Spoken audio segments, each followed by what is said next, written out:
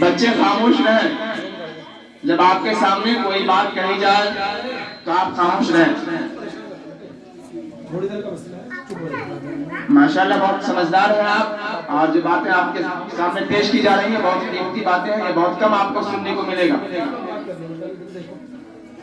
جی عزیزم محمد عفان۔ بسم اللہ الرحمن الرحیم۔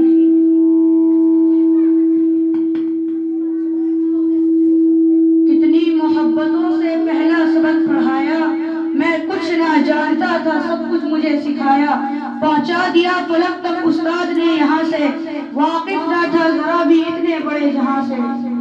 جناب صدر عالی وقار، عزت مآب اساتذہ اکرام اور معزز سامعین، السلام علیکم۔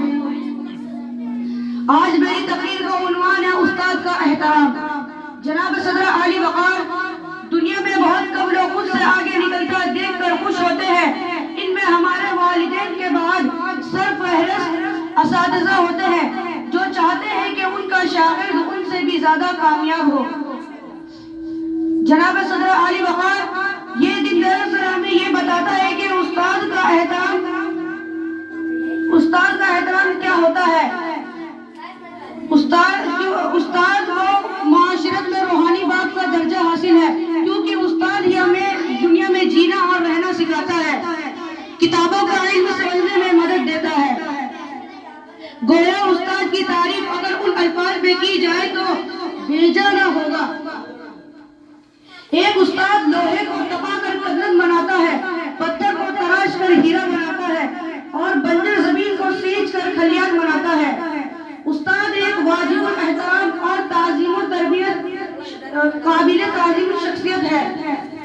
حاضرین اکرام، اگر حقیقت کی نظر سے دیکھا جائے تو استاد کی حیثیت و اہمیت اور مقام مسلم ہے، کیونکہ استاد ہی دو نہایت قوم کی تعظیم و تربیت کا ضامن ہوتا ہے۔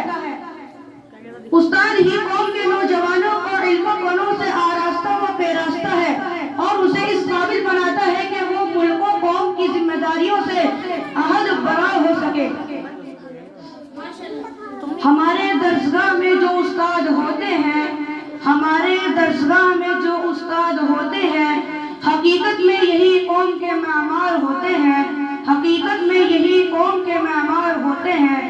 استاد یہ قوموں کے معمار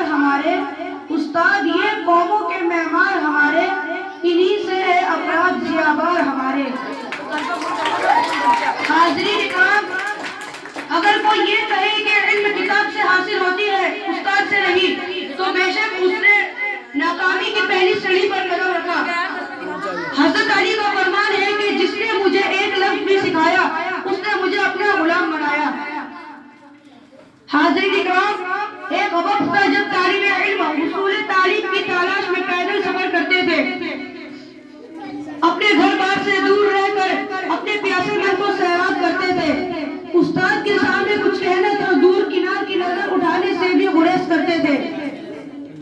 پھر وقت نے اڑان بھری تو تہذیب اور ادب کے انداز بھی بدلتے چلے گئے۔ آج جس ملک عظیم میں والدین کے ساتھ اچھا برتاؤ نہیں کیا جا رہا، وہاں استاد کے حسن سلوک کیسے کیا جاتا ہے؟ اور بے شک دنیا میں وہی معاشرہ کامیاب ہوتا ہے جہاں استاد کو عزت کی نگاہ سے دیکھا جاتا ہے۔ ہمارے پیارے اساتذہ، ہم آپ کے واقعی شکر گزار ہیں اور ہمیشہ رہیں گے۔ اپنی تقریر کو سمیٹتے ہوئے اس شعر پر اختتام کروں گا۔ سنے روداد جب ہم کسی کامیابی کی، ہر ایک روداد میں استاد مرکزی کردار ہوتے ہیں۔ السلام علیکم۔